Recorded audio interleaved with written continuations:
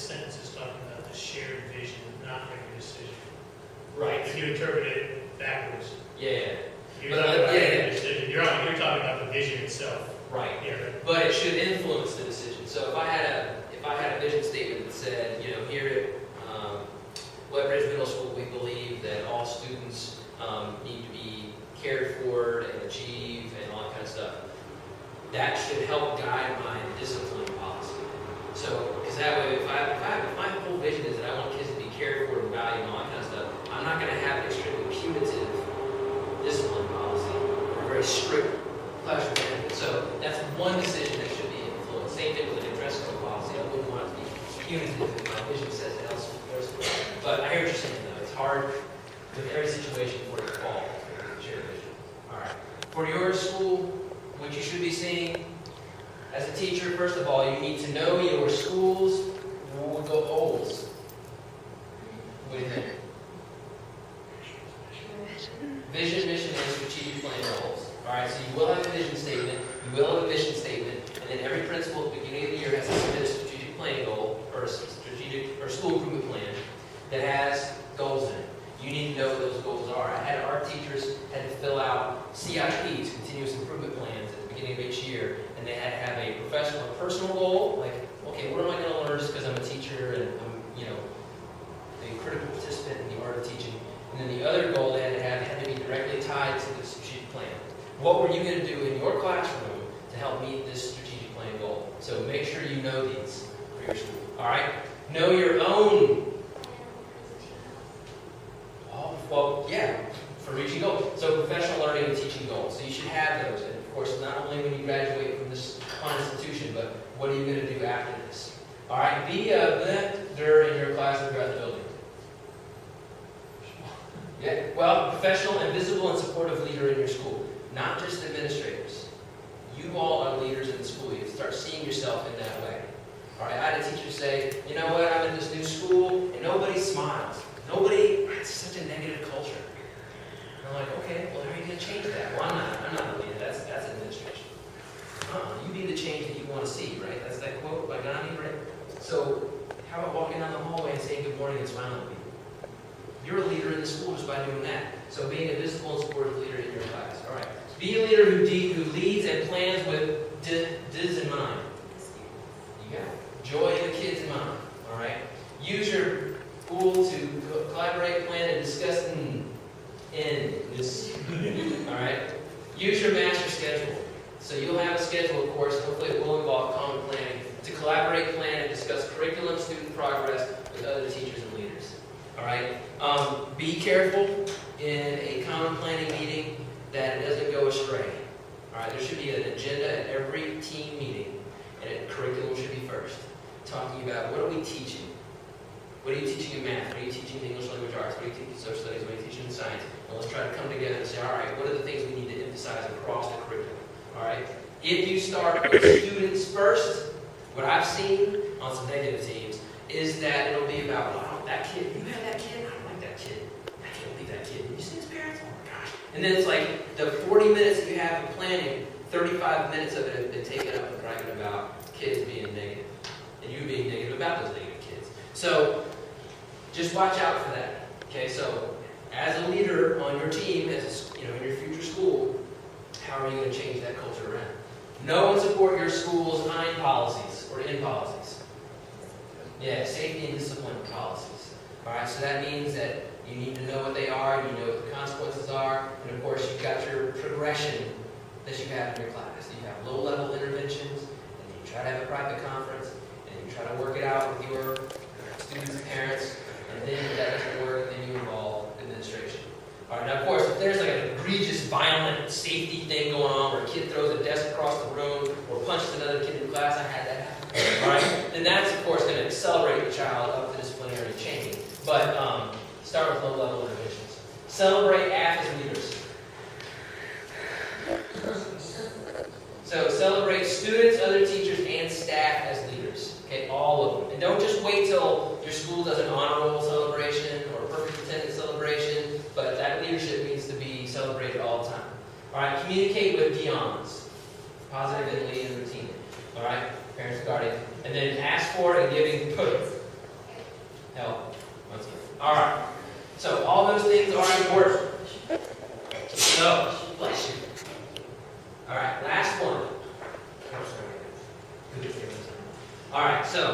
Culture and community. And when I assess schools across the country, this particular area is what most schools are lacking. All right, they might have the curriculum instruction assessment down, they may have leadership down, but most of them need more of this. So, roll the dice and talk about a statement, why it's important, and what does it look like in your school.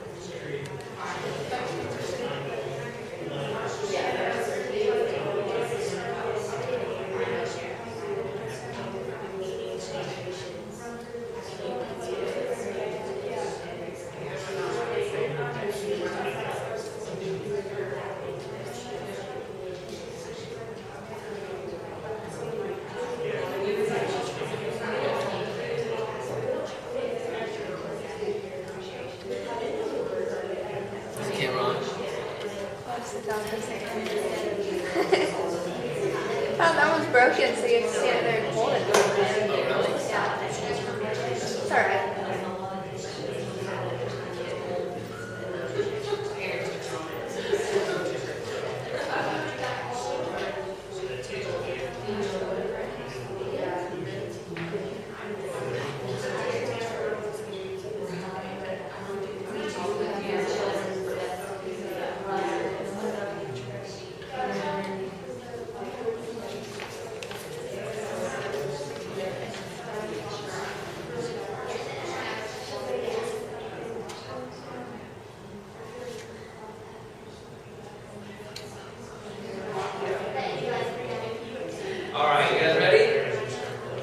Anything jump out at you on this one? For what you talked about with culture and community? No? I heard some of you say that the adult advocate part, that's a hard thing to do. Yeah, we're just talking, it's not like you can come out and be like, does everyone have an adult advocate? And who is that? Yes. Exactly. But Yeah. we were just talking about how you can, offer or help with anything, make sure that they know that you're a resource for them. Cool. And of course, you don't have to say that to them. Oh, well, I'm good at that. I want to be a resource for you, right? But you just kind of show it by your daily practice. Yeah. All right, cool. Anybody else? I think the comprehensive guidance and support services loses priority in those people that want to do what they're supposed to do in those services, get assigned tasks that don't have anything to do with that. Yeah. And you don't get what you need. All right. Such as what kind of tasks? I have. Test coordinator, the bus monitor or duty person. Test coordinator is probably the biggest one. Oh, ours is A-level test coordinator, and that was the RTI. Oh my goodness. That's a full-time job. Oh, yes, it is. Yes, it is. So that is a huge thing that I've seen too. The guidance counselors, wherever you all have guidance counselors in the schools where you are, how many guidance counselors do you have in your school? 2? 1? One for each grade level. So that's what I've seen. Like most middle schools either have, like our school, we have 1,400 kids, so we had 3, 1 for each grade level. And then the other school where I was with 600 kids, we had 1 who saw all grade levels. And or some schools there's 2 and they split. All right. So and there's some guidance counselors that loop with their kids, so they start in 6th grade and they know them every single grade level. So there's that happens too. But yeah, I've seen them be stretched because they're the ones who have to coordinate all the testing materials, but then they still have 7th grade girls that need help and boys who need help and all that kind of stuff. So that's where if you have an advisory program or advisory curriculum where you're meeting and talking not just about your content areas, but you're in a smaller group and you're talking about what issues are going on with kids and how to help them and that kind of stuff. That's where your guidance counselor won't be overworked with their guidance services, because everybody in the building is giving some sort of social emotional support to kids. It's not just the guidance counselor. All right. So, but putting an advisory program in place and making it run effectively, that's a whole other challenge. But this is, and it goes right to it. Okay, so you need advisory programs in our curriculum that provide every student with a voice and an adult advocate. All right, so in our school we had advisory from 128 to 148 every day, 5 days a week. Every day had a different purpose though, so it wasn't just like, hey, we're talking about stuff. Like Monday was the day, it was called SOARS, Success is Openness About Bettingness, because we were the Eagles. And so every student took out their student planner, and our advisory groups were about 10 to 12 kids with one teacher, and every teacher had an advisory group. So it wasn't just certified, it wasn't just like the main core content teachers, but it was art, music, everybody like that. And then another school, we had classified employees also had advisory classes. So our school resource officer had an advisory class. We had our secretaries had advisory classes, so we could keep them small.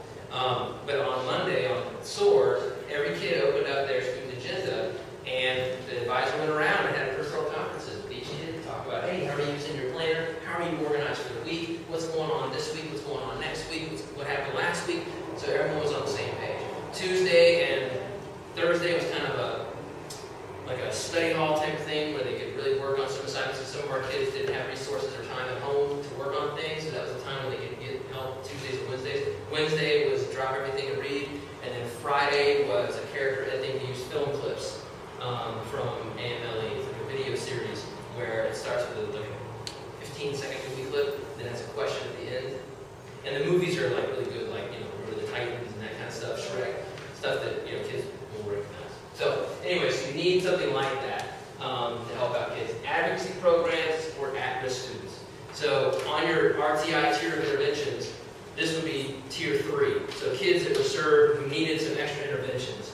And that's, I can tell you more about the one that we had in our school if you want that. All right, frequent opportunities for recognition and celebration. So again, not just your honor roll. We used to have the Webster Awards because our mascot was Webster, the Jaguar. And so we decided we were going to have 4 A's that we were going to recognize kids in, and they were academics, the athletics, arts, and altruism. Because we recognized that we were slipped with some kids were being recognized. It was always the honor roll kids, always Johnny Shiny Apple who always got the certificate, right? And so it made some kids not feel very good. So what we did first of all was we celebrated with the kids. Hey, this is what you can get honored for this type of stuff. It's so awesome. Then we told the teachers, this is how you're going to recognize kids. So you're going to have a chance every month to give me the name of a kid and the category that you want to nominate them for. So whatever A it is. All right? And the rule is you can't nominate, a kid can only be nominated 3 times for the entire year. Which means that it can't always be Johnny Shiny Apple. You have to look at other kids in different ways and nominate them for certain things. All right? And we said, all right, so for academics, it's not just your A+ student. This could be a kid who's had F's, and then all of a sudden they got 2 A's in a row on some quizzes and assignments. That kid could get an academic award that month. Okay, just to keep that spark going. For art, it could be like, it's not just the kid who's in art class. If you had a kid do a really neat poster in your social studies class, that kid could get an art award in social studies, which is really cool. In athletics, it's not just the kid who's like on some sports team and they're the, you know, big highfalutin trophy winner of the school or anything like that. It could be a kid who you did a kinesthetic activity in your math class, and that kid got so into it, it was so cool. So that kid gets an athletic award. And then with altruism, this was the one that really just blew my mind, was, you know, we told kids, listen, you don't have to be in the Boy Scouts, Girl Scouts, and have some big giant service project. How about just like opening the door for somebody? Or if a kid drops their books, you pick them up. That's altruism. That's what we're going to celebrate. And so every month I get a list, I print out 2 certificates. One was a black and white copy that the teacher posted outside the door that everybody could see. And then the other one was like an actual certificate with a gold seal, which when a kid gets that, they really think it's gold, right? So, but then what really made it a golden thing was the teacher, I wouldn't, as the assistant principal, I wouldn't go give those certificates out. I would put them in the teacher's boxes, and the teacher would go to the kid and say, hey, I saw And kids would carry those around like in their binders, you know, in that slippy part where you can kind of see what's going on. They would carry those around, right? And then we have a big celebration in the gym. They have their picture taken behind their behind the sign that said what their A was, right? And then we put their pictures out in the hallway, and they got to autograph it and everything. And then we change it. Of course, every month they get rotated out. But I mean, it just raised the praise. You raise the praise and minimize the criticize. That's what it's all about. And parents were like, "This was the best. My kid's never gotten one. My kid's in 8th grade and never gotten an award. Thank you so much. Now I know that my child can do this and can go on to high school and be successful." So those kind of things. Don't wait for just the end of the year honor roll stuff. All right. Responsive and ready guidance services, supportive of teachers. We already went over that. Aware of students' health and wellness choices and social relationships. All right. So, of course, you can't control the variable of home. So you have to, but you can listen to and get a vibe with, you know, what's going on with their health and wellness choices. We always say kids who ate chicken fingers and French fries for lunch, and then come in the period after and just be zombies. I mean, it's good because they were just done. So we realized that we needed to, with our school nutrition folks, our cafeteria workers, had to have some nutrition lessons with our health and PE teachers, and it really did help. All right, reporting the information that's going to help with safety at school, anything. All right, I had a teacher one time say, "Hey, listen, Mr. Tom, there's graffiti in the bathroom." I said, "Oh God, thank you for letting me know." All right, you didn't clean it, right? Because you never clean graffiti. The first step is you take a picture of it. Do you know that? Okay, so then that way you can do a handwriting analysis. That's how I used to catch kids all the time. All right. But I said, "Well, gosh, where is this graffiti?" So I walked into the bathroom, and there was graffiti like from the top of the wall to the bottom of the wall, and it wasn't just done like the day. It had, yeah, this has been up there for like a month. I'm like, why didn't you say something about it? Well, you know, I didn't think it was my problem. So, report information before it becomes a big problem. Provide opportunities for parent engagement and ask for and give help. There you go. All right. So, there's one thing we can do. All right. Is this a collaborative and supportive classroom? No. Now, there are going to be times in certain periods of the day where you're going to be like, you know what? My 8th period just can't handle groups today. Just can't. All right, so we're going to have to do some focused work, some independent focused work, and then we'll grow towards collaboration. All right, so, but this often looks like this. Yeah?